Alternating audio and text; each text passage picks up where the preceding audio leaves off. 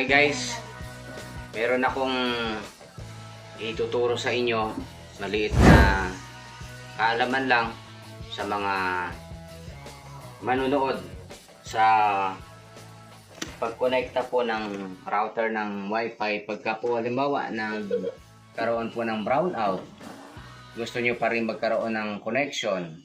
Kung meron na kayong 12 volts battery, ganito po, may naka-install na kayo halimbawa, ang gawin nyo lang po, bili lang po kayo ng ng alligator clip. Yan. Pwede rin pong crocodile kung gusto nyo. Kaya lang malaki na po yon. Ito alligator lang po ito. Ang tawag dito alligator clip. Yan. Ngayon may ginawa na po ako dito. Yan.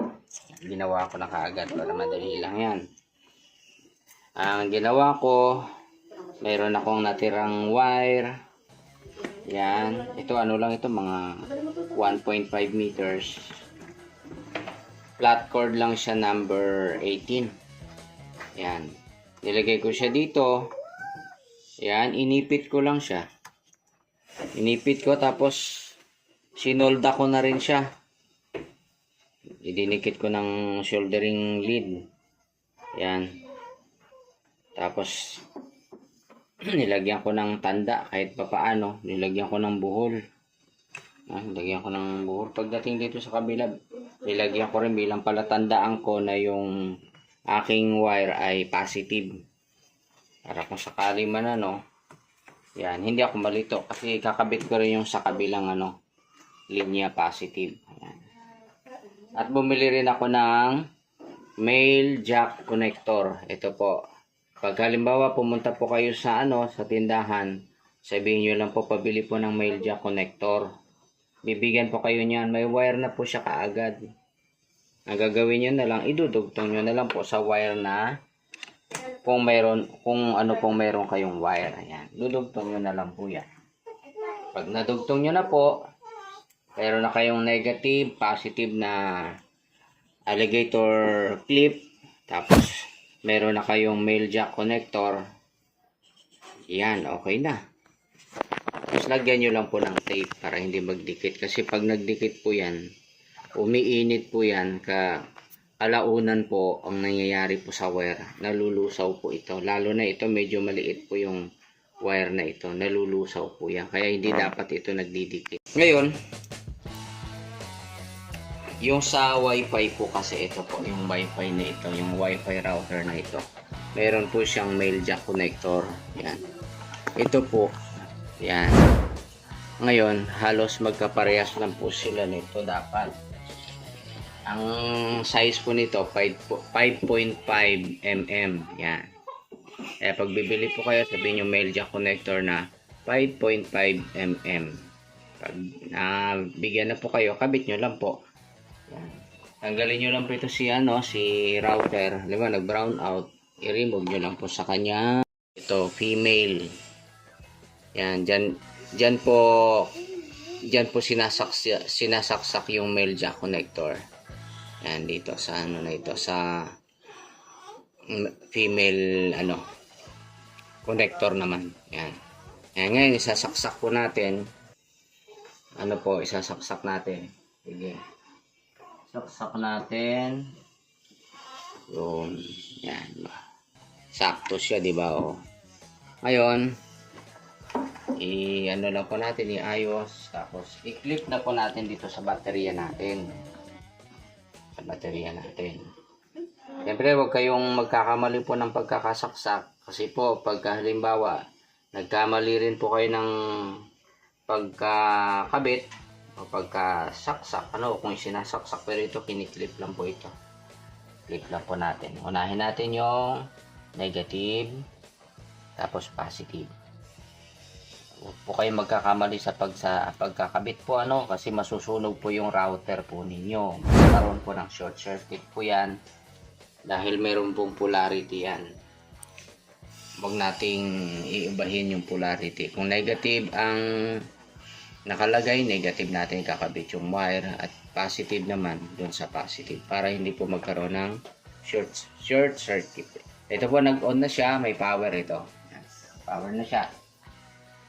Hintayin lang natin, iilaw pa yung sa indicator ng internet, LAN 1, yan, ganyan. Hintayin natin, dalawa na. Meron ng phone. Sa phone. Sumunod, meron ng sa LAN 1. Yan, meron po. Yun.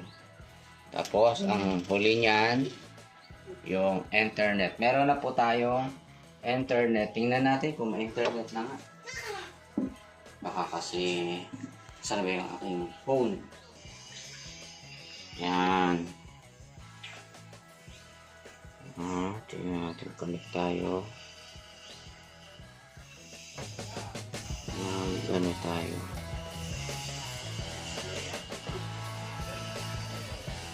Okay.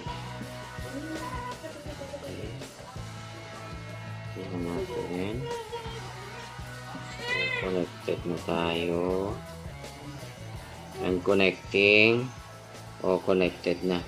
Meron na itong Wi-Fi signal. Connected na ako. Subukan ko mag-browse. Tingnan nga natin kung meron na nga. Ayun, meron na tayong meron na tayong diba? Napanood ko na siya. Ayun, meron pa. Marami pa po tayong napanood. Yan, meron na. Okay. Meron na.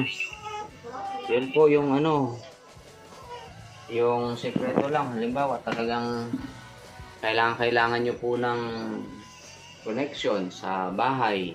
Simple lang po. Bili lang po kayo ng battery para tuloy-tuloy po yung wifi connection ninyo. Tapos, yun na po yung bilihin nyo po yung itong mga clip na to. Yung dalawa lang. Tapos yung mail jack connector na yon. Para maipagana nyo na po. Kasi po, ang supply nito 12 volts. Ito po yan yung 12 volts. Yan. Tinanggal nyo po. Makikita nyo po dito, ang output po niyan. Titingnan nyo po dito. Mayroong output po yan. 12 volts po ang output po dito. Kaya, pumasok dito si 220. Pumasok siya sa charger. I-convert ni dito ni charger. May mga na po kasi yan dyan, electronic devices na nagre-reduce po ng 220 volts at nagkakaroon na po ng 12 volts.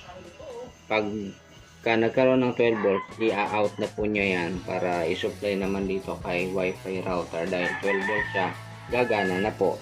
Ngayon dito sa case natin sa battery, dahil 12 volts na, pwede nating direkta po doon. Di ba kakaraos po yung ating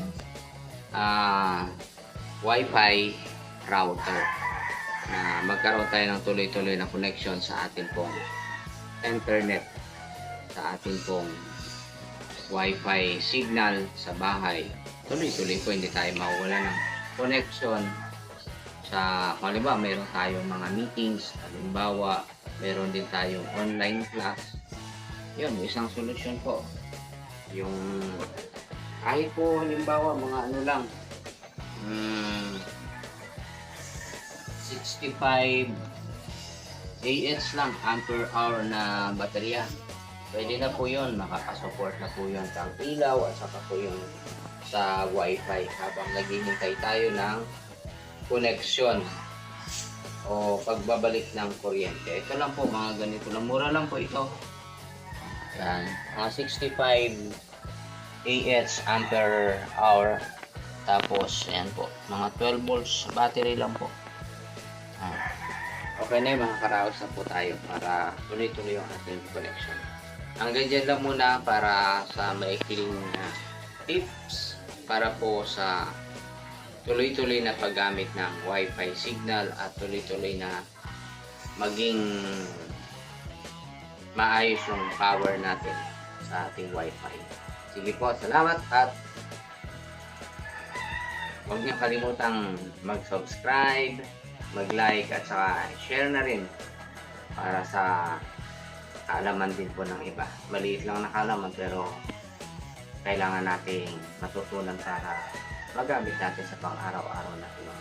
Salamat po at hanggang sa muli. Bye-bye.